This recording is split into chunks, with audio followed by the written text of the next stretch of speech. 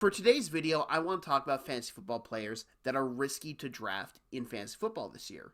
Now, we all love doing our research for fantasy football. This player's going to break out. This guy's overvalued. This guy's undervalued. Oh my God, you can't draft this guy. He has way too many concerns. We all do that, whether we admit it or not. It's fun. It's why we love fantasy football, because we get to play general manager. So today, I want to give you all my top 5 riskiest draft picks in fantasy football this year. And there were a lot of guys that I considered for this list, but ultimately didn't make it because I think we've really gotten good throughout the years of analyzing what players are risky, why we shouldn't take them, why we should be a little skittish of them. I think as a community, we've gotten better, but I have 5 guys I found while looking at lists that I think are risky for with where they're slotted at. Number 5. At number 5, I have Jared Goff. Jared Goff, I'm not worried about his playing ability. I'm not worried about his health issues. That really doesn't concern me. Can a health issue pop up that we don't see coming? Yes, that happens every single season with players in the NFL. It's a contact sport. But really, Goff is on this list because of the change in offense coordinator. Ben Johnson was a phenomenal offense coordinator for the Lions, and him and Jared Goff molded incredibly well together. Jared Goff saw a career renaissance in Detroit under Ben Johnson. Now, Ben Johnson's not there anymore, and he has Jim Morton. Jim Morton has been offense coordinator one time in his career, and it was with the 2017 New York Jets. That team didn't do so well, but it's hard to really judge him considering his quarterbacks at that point in time were Christian Hackenberg and Bryce Petty. Hard to really get a feel of how good he is with a good quarterback for him to call plays with. I think Goff will have a fine season, but I had to put him here on the risk category just because there is some unknown with a brand new offense coordinator. This Lions team is really talented. I would struggle to see him not have a really good season, but you just got to play the risk, and there is that risk with a new man calling the plays that is a first-time guy calling plays for a quarterback he hasn't worked with in that way. Number 4. At number 4, it's Justin Fields, and I wasn't anticipating playing Justin Fields on this list until I saw where a lot of people have him listed at, and it's still as a starting fantasy football quarterback. Guys, he's not. He's not. I know we all see his flashy running ability and think we can get points there. He has the ability to throw really deep. He has a good arm. But guys, he's not a good quarterback. You can get as many running points as you want. At the end of the day, he's not going to throw for a lot of yards. He's not going to throw for a lot of touchdowns. He may run for some good yards. He may have one run play a week that really gets you, let's say, 5 points because he gets 50 yards. Is that enough to really win a league? No. Justin Fields is not a starting quarterback in the NFL, let alone in fantasy football. We're all just blinded by his natural athleticism to really see his ability. And with what really blew me away, and I'm going to use ESPN's rankings for this real quick, he was listed just under Dak Prescott, Caleb Williams, Justin Herbert. I don't get that. I don't, and he was above Drake May, Jordan Love, Jared Goff. Like, come on, people. No, he's not. He's not in that realm. At best, he's a late-round backup quarterback you draft, and you hope you don't have to play unless an injury or bye week comes up. Justin Fields cannot move off his first read. What do the Jets have for receiving talent besides Garrett Wilson? Nothing. So, hey, maybe that doesn't matter as much. Garrett Wilson might be a very good fantasy football draft pick, but not Justin Fields. What are people scared about with Justin Fields? It's not his arm. It's not how he can read defense. So what are they going to do? They're going to load the box to prevent him from running. Drafting Justin Fields in fantasy football is pretty much saying you're buying into the hype that has no substance whatsoever. Number 3. Number 3 is DK Metcalf. Now, DK Metcalf, extremely talented football player. A lot with what I'm about to say is not because of his ability, but it's where he's playing football at this year, and that's in Pittsburgh. Now, DK Metcalf excels with a quarterback who has a really good deep ball that can really get it to him over the top so he can take the top off of defense. He's not a great route runner. He will not really go over the middle of the field. He is a one-trick pony, and that trick is really good. Now, can you get the ball to him in other ways? Screenplays, stuff like that? Absolutely, and he's a really good downfield blocker.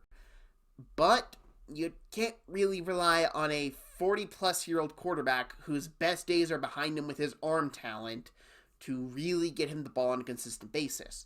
Him and Aaron Rodgers don't fit together on a schematic level. It has not made sense since the move, and I'm still baffled by it as a Steeler fan. DK Metcalf also gets Arthur Smith as his offensive coordinator. I won't touch an Arthur Smith coached player because he doesn't know what to do sometimes. He overthinks the process, tries to get the ball to other players. It just doesn't work, and it's stupid. I look at that. I look at the fact that Aaron Rodgers doesn't like inconsistent players, which DK Metcalf is, and once the inconsistencies really show up, he tends to not throw him the football. DK Metcalf will have a bad drop every now and then. DK Metcalf will probably fumble it every now and then. He's an inconsistent player, but the highs are very high. It's why the Steelers trade so much to get him. It's why we all love to draft fantasy football, because we see this Adonis that runs down the field, burns everyone, has great catching ability, can go up and get a contested catch. We all love that. But for some quarterbacks, they don't like throwing to those type of players when that mistake happens. And don't think it won't happen, because it will. And when it happens, Rodgers will go away from him, which will limit DK's ability to put up fantasy football points, especially in PPR. I really don't think DK Metcalf's going to have that great of a year, and a lot of it's going to boil down to who the quarterback is and who the offensive coordinator is. Number two is DeAndre Swift, and I'm not expecting a great season for him because I don't think he'll be the starting running back the entire season, because we saw this in Detroit. The Ben Johnson staff comes from Detroit. They traded the guy. They invested in other running backs. They probably don't see a whole bunch in DeAndre Swift.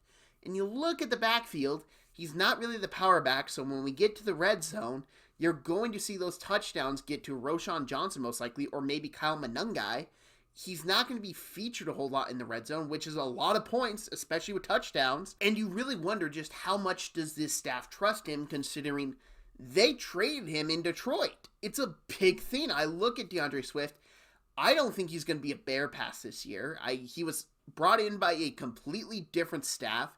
Ryan Poles may like him, but right now it's the Ben Johnson show, and if Ben Johnson doesn't want to use him, utilize him to the fullest ability, he's probably not going to be on the field all that much.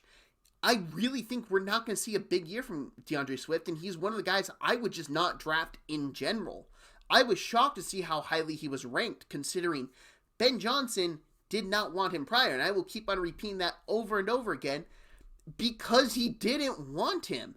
Swift had ability in Philadelphia. He looked good in Philly. It was not in a big-time role. Chicago, he didn't look all that great last year. Now, I hear you can understand. I can understand. Hey, the offense line was not good last year, and it's improved this year. That's a very fair claim. I'd also say Ben Johnson's probably going to utilize Roschon Johnson. Roschon Johnson's the guy I would draft from the Bears' backfield, not DeAndre Swift. Number one. Really couldn't come up with anyone else for the number one spot besides Christian McCaffrey, because we all know what he is. An extremely talented player that, when healthy, can completely dominate a league. There's a reason why, for a long time, he was one of the best players to draft fantasy football. The problem is, those injuries are starting to catch up, as we saw in 2024. He dealt with a lot of injuries, with a preseason Achilles injury that kept on festering. And then in the Buffalo Bills game he played last year, he left the game with a ligament injury. Christian McCaffrey, beyond talented. Threat out of the backfield, can receive for a lot of yards. Good in PPR for receptions. Can just run extremely well, especially in the San Francisco 49ers offense that produces really good running stats.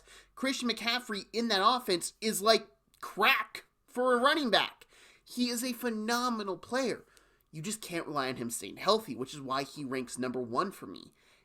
By far, probably the most talented guy in this video, without a doubt. But you have questions about the health, and then you can also maybe question about the 49ers offense line. It hasn't been as good recently, and they're really a Trent Williams injury away from just being outright bad. But really, McCaffrey can work magic with that. We've seen it many times. The problem is, can he stay healthy during the course of the season? If he can, he's 100% worth a high fantasy football pick. But if not, it's a wasted high pick that you really wish you could take back. Thank you very much for watching this video. If you like this video, hit that like button for the video channel. Hit that subscribe button. I'm trying to hit 300 subscribers by the start of the NFL season. It's close. I'm close. I don't really know if I'm going to hit or not, but I'd appreciate if you subscribe. If you'd share this, I'd greatly appreciate it. I love talking fantasy football. I play fantasy football like everyone probably watching this video does. It's fun. It's an amazing time.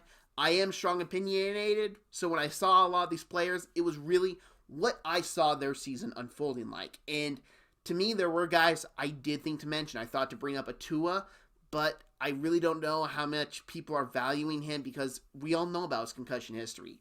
It's beating a dead horse, and it's very unfortunate because he's a talented player, but you really don't know about that. So if I had to say honorable mention for number 6, it would be Tua. But I hope you all enjoyed watching this. Thank you very much for watching. Have a great day, and get your drafts ready. We're almost at the point for kickoff.